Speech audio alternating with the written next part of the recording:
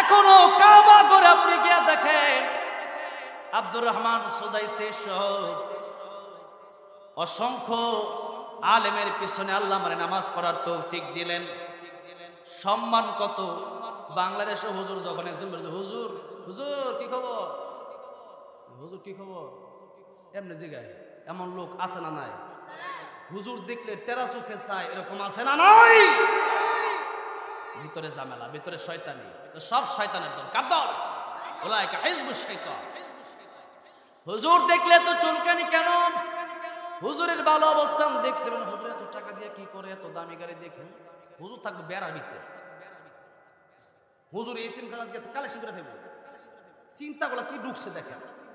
অথচ আরবে গিয়ে দেখেন, আমি তো আরবে কতবার গেলাম, যতগুলো ইমাম দেখলাম, আমার বাংলাদেশের ইমাম আলহামদুলিল্লাহ কাতারে সবচেয়ে বেশি, আলহামদুলিল্লাহ। তো ধর্ম মন্ত্রণালয় মসজিদে আমি নিজেও নামাজ পড়াইছি, আলহামদুলিল্লাহ। কেমনে পড়াইছি? যে আমাদের বাংলাদেশে যেহেতু ইমাম সাহেব, আমি গেলে আপনি পড়ান নাই, আজানও দিছি, নামাজও পড়াইছি সেখানে ধর্ম মন্ত্রণালয়ে কাতারে। ওই যে কাতার বলেন, দুবাই, কুয়েত, সৌদি আরব, সেখানে ইমাম যারা, এরাই হলেন বিচারপতি। জুরি কোন মারহাবা। আজকে আমাদের দেশের ভিতরে হুজুররা যদি কোনো কথা বলে, এটা আমরা উড়াই দেই না। কোরআনের শিক্ষা যার ভিতরে যত বেশি, সে তত জ্ঞানী। এটা কার কথা? আল্লাহর কথা। সূরা রহমানের প্রথম 4 আয়াত দেখেন, আর রহমানু আল্লামাল কুরআন খালাকাল ইনসানা আল্লামাহুল বায়ান। আল্লাহু আকবার। আল্লাহ বললেন, দয়াময় তিনি, কোরআন শিখালেন যিনি, মানুষ বানালেন যিনি, আর তাদেরকে জবানি সুন্দর ভাষা শিক্ষা দিলেন যিনি, তিনি কে? আল্লাহ বলেন, যত দয়া আমি তোমাদের উপর করেছি, সবচেয়ে বড় দয়া হচ্ছে আমার কোরআন। বলেন সুবহানাল্লাহ। আর আমরা তো সূরা রহমানের অনেক বড় ব্যাখ্যা, অল্প আমি বলছি 1 মিনিটের ভিতরে। আল্লামাল কোরআন খালাকাল ইনসান। আল্লাহ বললেন, কোরআন শিক্ষা দিলেন যিনি, মানুষ বানালেন তিনি। আমরা তো দেখলাম মানুষ আসলো আগে, কোরআন শিখলো পরে, কিন্তু আল্লাহ বললেন কোরআন শিখালাম আগে, মানুষ বানালাম পরে। তার মানে জন্মগত মানুষ হলেও খাঁটি মানুষ, আসল মানুষ, গুণগত মানুষ হওয়া যায় না। আল্লাহর কোরআন না শিখতে পারলে মানুষের মতো মানুষ হওয়া যায় না। আল্লাহর কোরআন যদি না শিখেন, আল্লাহ বলেন মানুষের মতো মানুষ হতে পারবে না। একজন কুকুর, একটা কুকুর, আসহাবে সূরা কাহফে এসেছে 7 জন যে গুহাবাসী ছিল, ওই 7 জন গুহাবাসীর সাথে একটা কুকুরও জান্নাতে যাবে কি যাবে না? শুনছেন আপনারা? আল্লাহর কোরআনের এই কথা। আল্লাহ বলছে কুত্তাটাও জান্নাতে যাবে। যেরকম সুবহানাল্লাহ। একটা কুকুর হয়ে যদি কুকুরটা জান্নাতে যায়, আর আমি আপনি যদি আশরাফুল মাখলুকাত মানুষ হয়ে যদি আল্লাহর কোরআন না শিখার কারণে জাহান্নামের আগুনে জ্বলতে হয়, বলেন তো সেই কুকুর ভালো না আমি ভালো?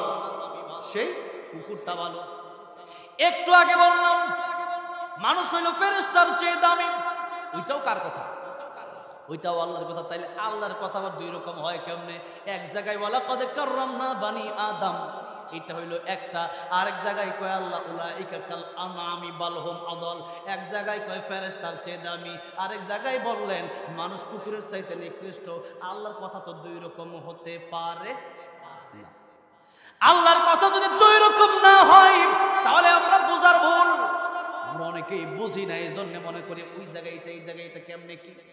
না না, কোরআন যদি আপনি শিখতে পারেন, আপনি যদি নামাজি হয়ে যান, আপনার সম্পর্ক যদি মাল্লাহুল মাওলা ফলাহুল কুল, আল্লাহর সাথে যদি সম্পর্কটা আপনার হয়ে যায়, তাহলে আপনি ফেরেশতার চেয়ে বেশি দামি। আর আপনার ভিতরে যদি কোরআন না থাকে, আপনি যদি কোরআনের বিরোধী হয়ে যান, তাহলে কুকুর ভালো, কারণ কুকুর মালিক চেনে। আর আল্লাহ আপনাকে কোরআন চেনার জন্য দুনিয়াতে পাঠাইলো, আল্লাহর ইবাদতের জন্য দুনিয়াতে পাঠাইলো। কুকুর মনি চিনলো, কুকুরকে তার মালিক একটা হাড্ডি দেয়, বিড়ালকে তার মালিক একটা মাছের কাঁটা দেয়। এর কারণে এই বিড়াল এই কুকুর মালিককে ভুলে যায় না, যতই মারে কুকুর তার বাড়ি থেকে বের হয়ে যায় না। কিন্তু মানুষ কত কুকুরের চেয়ে নিকৃষ্ট দেখেন। আমার আল্লাহ বানাইলো, আমার আল্লাহ খাওয়াইলো, আমার আল্লাহ বলার ক্ষমতা দিল, আমার আল্লাহ চলার ক্ষমতা দিল, এরপরেও যদি মানুষ আল্লাহরে না চিনে, এবার আপনাদেরকে আমি জিজ্ঞাসা করতে চাই, ওই মানুষটা ভালো না ওই কুকুরটা ভালো? তাহলে আমার আপনার ভিতরে যদি কোরআনটা ঢুকে যায়, আমি আপনি যদি নামাজি হয়ে যাই, ভালো হওয়ার প্রথম সত্য এগুলা, আমি আপনি যদি নামাজি হয়ে যাই, আমার আপনার ঈমান যদি ঠিক থাকে, তাহলে আসলে আমি ভালো, তাহলে আমি ফেরেশতার চেয়ে দামি। আর যদি আমার ভিতরে এই গুণ না থাকে, আমার ভিতরে কোরআনের যদি জ্ঞান না থাকে, যখন তখন কোরআনের বিরুদ্ধে বলে দেই, তাহলে আমার আপনার জীবন কুকুরের চাইতে আরো নিকৃষ্ট।